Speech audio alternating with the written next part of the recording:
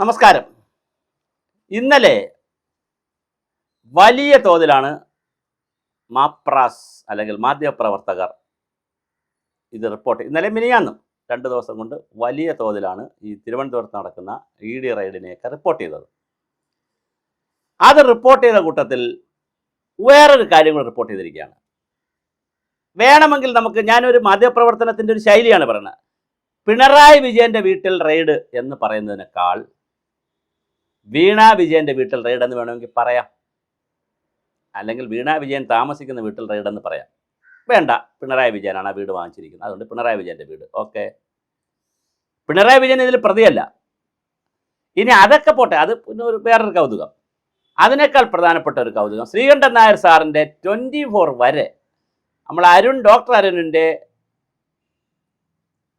പിന്നെ reporter channel വരെയുള്ള എല്ലാ ചാനലുകളും അടിച്ചൊരടിയുണ്ട്. ഫേസ്ബുക്കിലൊക്കെ കാർഡ് അടിച്ചു. വീണ വിജയൻ്റെ 242 അക്കൗണ്ടിൽ നിന്ന് 18 കോടി രൂപ മരവിപ്പിച്ചു. എന്തൊരു വല്ലാത്ത വാർത്ത! വീണ വിജയൻ അല്ലെങ്കിൽ വീണ തൈക്കണ്ടിയിൽ വീണ ടിക്ക് 242 അക്കൗണ്ട് ഉണ്ടോ? ഒരു സാമാന്യ മര്യാദ വേണ്ടേ വാർത്ത കൊടുക്കുമ്പോൾ? 242 അക്കൗണ്ട് വീണ വിജയനുള്ളതല്ല. അവരിന്നലെ 12 സ്ഥലങ്ങളിൽ റെയ്ഡ് നടത്തിയപ്പോൾ അവിടെയുള്ള പലരുടെ പേരുള്ള അക്കൗണ്ടുകളാണ്. അതുപോലെ 18 കോടി രൂപ മരവിപ്പിച്ചു. ഈ 18 കോടിയും വീണ വിജയനുള്ളതല്ല. 1.5 ലക്ഷം രൂപ വീണ വിജയൻ്റെതുള്ളൂ മരവിപ്പിച്ചതിൽ. അപ്പോൾ 18 കോടി രൂപ മരവിപ്പിച്ചതിൽ വീണ ടിയുടെ 1.5 ലക്ഷം രൂപയുടെ ബാങ്ക് അക്കൗണ്ട് മാത്രമേ ഉൾപ്പെട്ടിട്ടുള്ളൂ. ഇതാണ് 24ൻ്റെ അവരുടെ ഓൺലൈൻ വാർത്തയുടെ ഈ ഓൺലൈൻ ന്യൂസിൽ വരുന്നിരിക്കുന്നത്. അത് യൂട്യൂബല്ല, റൈറ്റിംഗ്, അവർക്ക് അങ്ങനെ ഉണ്ടല്ലോ, എഴുത്തുമുണ്ടല്ലോ, പത്രങ്ങൾ പോലെ. എന്നാൽ തിരിച്ചാണ് സംഭവിച്ചിരിക്കുന്നത്. ഇതിൽ എന്തായാലും മറ്റൊരു വളരെ പ്രധാനപ്പെട്ട കാര്യം സംഭവിക്കാൻ സാധ്യതയുണ്ട്. മാസപ്പടി കേസിൽ പ്രതിപക്ഷ നേതാവായിട്ടുള്ള പിണറായി വിജയൻ്റെ മകളും എക്സാലോജിക് സൊല്യൂഷൻസ് കമ്പനി ഉടമയുമായ വീണയുടെ മറ്റ് സ്വത്തുക്കൾ കൂടി പരിശോധിക്കാനുള്ള സാധ്യതയുണ്ട്. അത് എക്സാലോജിക്കിൻ്റെ ഈ കിട്ടിയ പണത്തിൻ്റെ കരിമണൽ കർത്തയുടെ പണം മാത്രമല്ല പരിശോധിക്കുക, മറ്റ് സ്ഥലങ്ങളിൽ നിന്നുകൊണ്ട് കിട്ടിയ പണങ്ങളും സ്വത്തും പരിശോധിക്കും. ED അങ്ങനെ കടുപ്പിക്കുന്നതിന് കാരണം അവരുടെ ഉദ്യോഗസ്ഥരെ വല്ലാതെ പീഡിപ്പിക്കുകയും അവർ ഭയപ്പെട്ടിരിക്കുകയും ചെയ്യുകയാണ്. ഇനി ED ഉദ്യോഗസ്ഥർ അങ്ങനെ റെയ്ഡിന് പോകില്ല എന്നുള്ള നിലയിലേക്ക് ഭയപ്പെട്ടിരിക്കുന്നു. അതുകൊണ്ട് തന്നെ ED വളരെ വിശദമായി വീണ വിജയനെ വീണ്ടും ചോദ്യം ചെയ്യും. അതിനുള്ള സമൻസ് കൊടുക്കാനാണ് സാധ്യത. അതുപോലെ തന്നെ തിരുവനന്തപുരത്ത് നടന്നത് വളരെ ആസൂത്രിതമായ ഒരു പരിപാടിയാണ് എന്ന് അതിൽ പറയാൻ കാരണം, ഈ തിരുവനന്തപുരം സംഭവത്തിൽ കുറേ പേരെ അറസ്റ്റ് ചെയ്തിട്ടുണ്ട്. 10-20 പേരെ അറസ്റ്റ് ചെയ്തു. അതിൽ ചീമുട്ട എറിഞ്ഞ ഒരു 2 പേരുണ്ട്. ചീമുട്ട എവിടെ നിന്നാണ്? അപ്പോൾ സാധാരണ മുട്ട തന്നെ മാർക്കറ്റിൽ പോയാലേ കിട്ടത്തുള്ളൂ, ചീമുട്ട കിട്ടത്തില്ല. അപ്പോൾ ചീഞ്ഞ മുട്ട നോക്കി മാർക്കറ്റിൽ പോയി ചീഞ്ഞ മുട്ട നോക്കി വാങ്ങി അതും കൂടി കരുതി വന്നു എന്നുള്ളതാണ് ഒരാക്ഷേപം. അപ്പോൾ തന്നെ അതുകൊണ്ട് തന്നെ ഇത് ഒരു ആസൂത്രിതമായ ആക്രമണമാണ്. വേണ്ടി വന്നാൽ ചീമുട്ട എറിഞ്ഞ് ഒരാക്രമണം ഉണ്ടാക്കുക എന്നുള്ളത് തന്നെയാണ്. ഒരുപക്ഷെ വാഹനം അടിച്ച് പൊളിക്കലൊന്നും ചിലപ്പോൾ പദ്ധതി കാണത്തില്ല. അവർക്കെതിരെ കുറച്ച് ചീമുട്ടയൊക്കെ എറിയുക പ്രതീകാത്മകമായി എന്നായിരിക്കും ഉദ്ദേശിച്ചിരിക്കുന്നത്. പക്ഷേ പ്രതീകാത്മകമൊക്കെ മാറി ഡയറക്റ്റ് ഹിറ്റിലേക്കാണ് കാര്യങ്ങൾ പോയത്.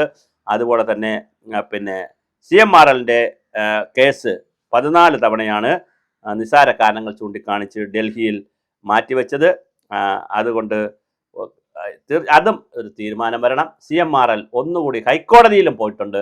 വീണ്ടും EDയുടെ നടപടികൾ നിർത്തിവെക്കണം, തടയണം എന്ന് പറഞ്ഞ്. എന്തായാലും ED സമൻസ് അയക്കാനാണ് തീരുമാനിച്ചിരിക്കുന്നത്.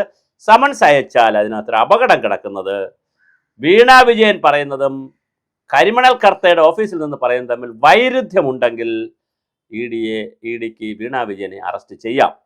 പക്ഷേ വീണ വിജയൻ സാധാരണ ആളല്ല, പിണറായി വിജയൻ്റെ മകളാണ്. പിണറായി വിജയൻ 17 വർഷം പാർട്ടി സെക്രട്ടറി ആയിരുന്നു. ചെറിയ സെക്രട്ടറി അല്ല. അദ്ദേഹത്തിന് എല്ലാ പാർട്ടികളിലും വലിയ സ്വാധീനമുള്ള ആളാണ്. എല്ലായിടത്തും നല്ല സ്വാധീനമുള്ള ആളാണ്. ഇവിടുത്തെ പൊളിറ്റിക്കലായിട്ടും ബ്യൂറോക്രാറ്റിക്കായിട്ടും ഒക്കെ വലിയ സ്വാധീനമുള്ള ആളാണ്. മരണം മാത്രമല്ല, 10 വർഷം മുഖ്യമന്ത്രിയായിരുന്നു. ഇപ്പോൾ അങ്ങോട്ട് മാറിയിട്ട് 10 ദിവസം പോലും ആയിട്ടില്ല.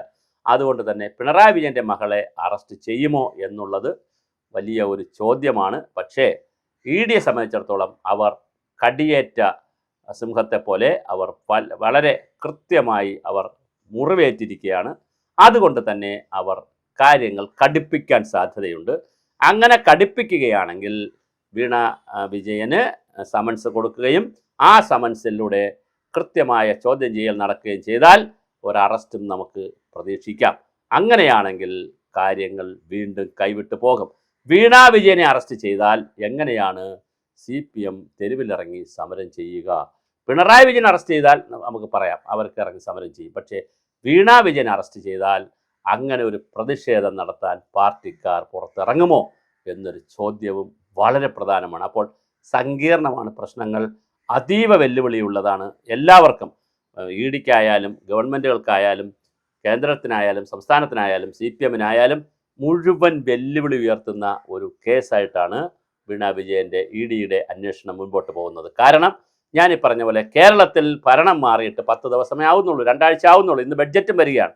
അപ്പോൾ ആ 2 ആഴ്ച കൊണ്ട് ഈ വലിയ കലാപത്തിലേക്ക് സംസ്ഥാനം പോയാൽ VD സതീശൻ അവർക്ക് ഭരിച്ചു പോകാനും പറ്റില്ല. അത് വലിയൊരു മാത്രമല്ല, വേറൊരു അപകടം ഇതിനകത്ത് കിടന്ന് കറങ്ങുന്നത് ആഭ്യന്തര വകുപ്പും വിജിലൻസ് വകുപ്പും ഇരിക്കുന്നത് രമേശ് ചെന്നിത്തല മന്ത്രിയുടെ അടുത്താണ്, VD സതീശൻ അവർ മുഖ്യമന്ത്രിയുമാണ്. അപ്പോൾ രണ്ടുപേരും, രമേശ് ചെന്നിത്തല അവർകളായാലും VD സതീശൻ അവർകളായാലും രണ്ടുപേരും 2 വകുപ്പ്, ആഭ്യന്തര വകുപ്പും മുഖ്യമന്ത്രിയായിട്ടിരിക്കുമ്പോൾ അവിടെ ഒരു കൃത്യമായ കോർഡിനേഷൻ, വളരെ കൃത്യമായ ഒരു മനസ്സ് പോലുള്ളൊരു കോർഡിനേഷൻ നടന്നില്ലെങ്കിൽ വീണ്ടും പ്രശ്നം വഷളാകും.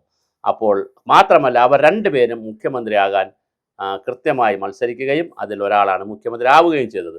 അപ്പോൾ അതിൻ്റെയൊക്കെ ഈഗോ കോംപ്ലക്സ്, അങ്ങനെ കുഞ്ഞു കുഞ്ഞു കുഞ്ഞു കാര്യങ്ങളുണ്ട് പൊളിറ്റിക്സിൽ. ഇതെല്ലാം കൂടി വന്നാൽ വീണ വിജയൻ്റെ വിഷയം ഒരു ചെറിയ വിഷയമായിട്ടല്ല, കേരളം കണ്ട ഏറ്റവും വലിയ രാഷ്ട്രീയ വിഷയമായി മാറും. അത് BJP, കോൺഗ്രസ്, CPM എന്ന് പറയുന്ന 3 പാർട്ടികൾ തമ്മിലുള്ള നിലനിൽപ്പിനുള്ള പോരാട്ടമായി അത് മാറുമ്പോൾ ആരെന്ത് സംഭവിക്കും നമുക്കറിയത്തില്ല. എന്തായാലും വരുന്ന ദിവസങ്ങളിൽ ഈ വിഷയങ്ങൾ നടക്കുമ്പോൾ നമ്മൾ പറഞ്ഞു വന്നത് മാപ്രകളുടെ ഒരു റിപ്പോർട്ടിംഗ് രീതിയാണ്. 242 അക്കൗണ്ട് വീണ വിജയൻ ഉണ്ടെന്ന് പറയുന്നത് എന്ത് അടിസ്ഥാനത്തിലാണ്? അവർക്ക് 2-3 അക്കൗണ്ടേ ഉള്ളൂ, പക്ഷേ 18 കോടി രൂപ അവരുടെ മരവിപ്പിച്ചു, അല്ല അവരുടെ 1.5 ലക്ഷം രൂപ അവരുടെ മരവിപ്പിച്ചിട്ടുള്ളൂ. അപ്പോൾ ഇതാണ് സത്യമായ വാർത്ത. അപ്പോൾ വാർത്തകളെ നമുക്ക് എന്ത് ചെയ്യാം? സത്യം സത്യമായും കൊടുക്കാം, വളച്ചൊടിക്കുകയും ചെയ്യാം. ഇത് വളച്ചൊടിച്ച് കുത്തിത്തിരിപ്പുണ്ടാക്കി കൊടുക്കുമ്പോഴാണ് നമുക്ക് 4 റേറ്റിംഗ് കിട്ടുന്നത്. അങ്ങനെ കുത്തിത്തിരിപ്പ് രാഷ്ട്രീയത്തിൻ്റെ പുതിയ വക്താക്കളായി നമ്മുടെ മാധ്യമപ്രവർത്തകർ മാറുന്നത്, വളരെ സീനിയറായിട്ടുള്ള മാധ്യമപ്രവർത്തകരുമൊക്കെ ഇത് റിപ്പോർട്ട് ചെയ്യുന്നത് കാണുമ്പോൾ നല്ല രസകരമാണ്. ദീപസ്തംഭം മഹാശ്ചര്യം, നമുക്കും കിട്ടണം